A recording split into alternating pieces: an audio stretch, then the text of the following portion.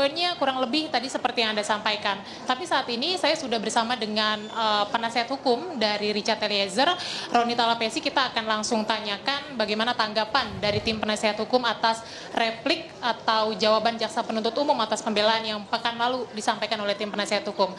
Sudah bersama saya ada Bang Roni. Bang Roni, ini bagaimana menanggapi replik jaksa penuntut umum? Ya, terkait dengan replik dari jaksa penuntut umum, tentunya kami tetap berpatokan atau berpegang kepada pledoi kami. Jadi terkait dengan berbeda pandangan, terkait dengan penerapan hukum, tentunya kami punya pandangan tersendiri ya. Tapi kalau kita lihat dari replik yang disampaikan oleh jaksa penuntut umum terkait pasal 48 adalah sikap batin, itu juga pun menurut kami tidak bisa dinilai oleh jaksa penuntut umum karena itu bisa dinilai oleh terdakwa sendiri, yaitu Richard Eliezer ya.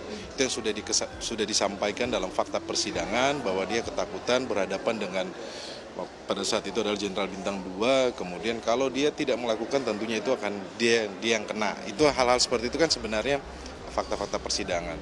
Nah, juga terkait dengan pasal 51 yang kita lihat adalah ada tadi disampaikan terkait dengan eksekutor ya, tentunya nanti kita akan jawab juga di duplik ya, karena itu kan fakta persidangan berdasarkan perintah ya. Kemudian Richard Eliezer ini kan dididik sebagai anggota Polri Korps Brimob, di mana di fakta persidangan sudah disampaikan bahwa dia tidak bisa menganalisa atau mengelola sebuah perintah atau mempertanyakan. Ini kan sebenarnya fakta persidangan sudah terungkap, Mbak Dian. Tadi kan kalau dari pihak penasihat hukum tentu saja menilai bahwa Richard Eliezer latar belakangnya adalah Brimob begitu ya, tidak bisa mempertanyakan perintah atasan. Tapi tadi juga jaksa penuntut umum ada argumen bahwa apa yang dilakukan Richard ini tidak dalam tekanan, kemudian itu hanya semata-mata loyalitas yang diberikan atau dilakukan Richard kepada Verdi Sambo. Penasihat hukum responnya seperti apa? Ya, itu kan berbeda pandangan kita dalam hal itu kan. Nanti kita sampaikan di duplik bahwa fakta persidangan adalah Richard Eliezer sebagai anggota Brimob kan, dia bukan seperti polisi seperti serse atau lalu lintas ya, itu sudah terungkap. Tetapi ya apa yang disampaikan oleh jaksa penuntut umum kami hormati, kami hargai ya terhadap replik tersebut. Tapi kami berbeda pandangan. Jadi terhadap replik, satu sisi jaksa menyampaikan Brimob, kemudian sisi yang lainnya disampaikan bahwa dia menuruti loyalitas. Jadi menurut kami agak kontradiktif ya. Ya. Bang Roni, tadi juga jaksa menyebutkan bahwa sudah ada 2 alat bukti yang cukup untuk mengukur tindakan Richard Eliezer, tindak pidananya, kemudian juga mengukur peran dari Richard Eliezer sebagai pelaku utama tadi kan. Nah, sementara banyak juga publik suaranya kencang bahwa menilai tuntutannya terlalu tinggi, tapi terkait dengan argumen jaksa penuntut umum bahwa penilaian utamanya adalah karena mempertimbangkan peran Richard Eliezer yang merupakan pelaku awal atau pelaku utama setelah Verdi Sambo. Bagaimana? Ya, kalau kami melihat bahwa Richard Eliezer ini sebagai alat, kemudian ada yang menyuruh melakukan, kalau yang sudah di fakta persidangan kan Don Plegen, Richard ini Plegen, ada yang menyuruh melakukan, Richard Eliezer sebagai alat.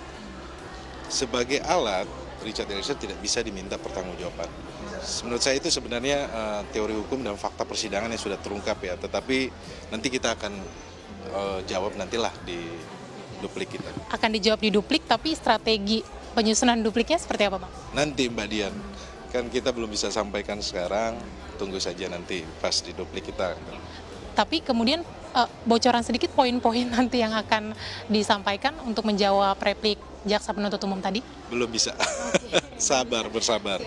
Bang Roni, terakhir, kondisi psikologis Richard saat ini udah di tahap replik dan nanti akan duplik hari Kamis dan pekan depan juga kemungkinan akan sampai kepada putusan. Seperti apa kondisi Richard? Kita tetap memantau, menguatkan supaya Richard Eliezer tetap stabil ya, terus tabah.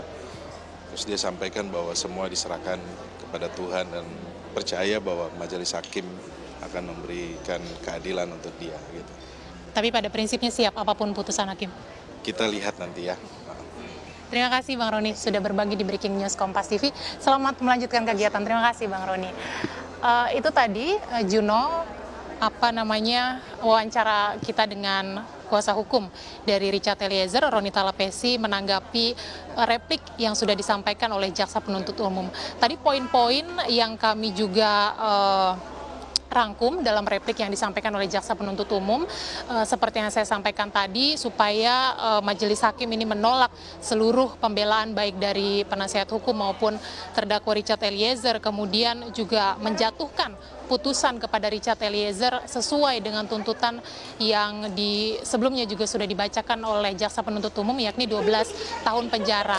Nah, tuntutan yang disampaikan oleh jaksa penuntut umum tadi juga disampaikan adalah karena banyak atau sudah berdasarkan pertimbangan yang tepat menurut jaksa penuntut umum, salah satunya adalah sudah dilengkapi dengan alat bukti yang cukup untuk membuktikan tindak pidana dari Richard Eliezer, kemudian juga mempertimbangkan bahwa apa yang dilakukan oleh Richard Eliezer ini tidak di bawah tekanan atasan ketika Richard menembak Yosua, tetapi semata-mata adalah karena loyalitas Richard Eliezer yang sudah mengikut atau sebagai ajudan dari Verdi Sambo. Kita juga tadi sudah dengar tanggapan dari penasihat hukum Richard Eliezer. Nanti hari Kamis akan ada duplik atau jawaban atau kesempatan terakhir untuk penasihat hukum ini menjawab replik dari jaksa penuntut umum. Kita akan nantikan tentu saja lanjutan sidangnya pada Kamis mendatang. Juno. Baik, terima kasih atas laporan lengkap Anda, Dian Silitonga, jurnalis Kompas TV yang saat ini berada di Pengadilan Negeri Jakarta Selatan.